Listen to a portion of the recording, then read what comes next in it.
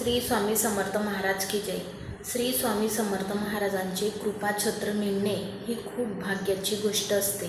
बघा, जो कोणी सेवेकरी असतो तो सेवा करत असतो आणि तसं त्याच्यामध्ये विश्वास निर्माण होत असतो।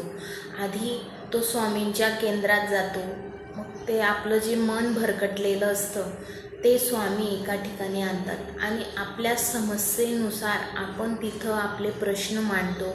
त्यानुसार तिथे जे सेवेकरी असतात, प्रश्न समजून घेणारे आणि त्यावर सेवा देणारे, ते सेवेकरी आपल्याला सेवा देतात आणि ती जी सेवा आपण आपल्या समस्येनुसार घेतलेली आहे, जर कोणाचा विवाह होत नसेल, कोणाचं नोकरी लागत नसेल किंवा कोणाचं घरात सतत भांडणे होत असतील किंवा असं काहीतरी शैक्षणिक प्रगती असेल, विद्यार्थी अभ्यास करत नसेल, अशा ज्या काही आहेत त्या जर आपण विचारू शकतो स्वामींच्या केंद्रामध्ये आणि त्यानुसार आपल्याला सेवा देतात। फक्त आपला काय पाहिजे? विश्वास।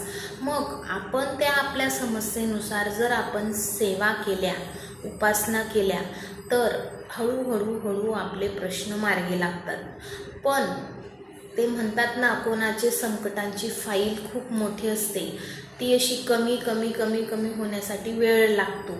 तसंच मग स्वामींची जी सेवा असते ती जर सतत केली, मग त्यामध्ये स्वामी चरित्र सारामृत आहे, रोजचे 3 अध्याय, रोजचे श्री स्वामी समर्थ महाराजांच्या 11 माळी, तसेच आपली जी कुलदेवी, आपण मग तिथं प्रश्न मांडला तर आपल्याला आपले कुलदेवीचे पण समजते।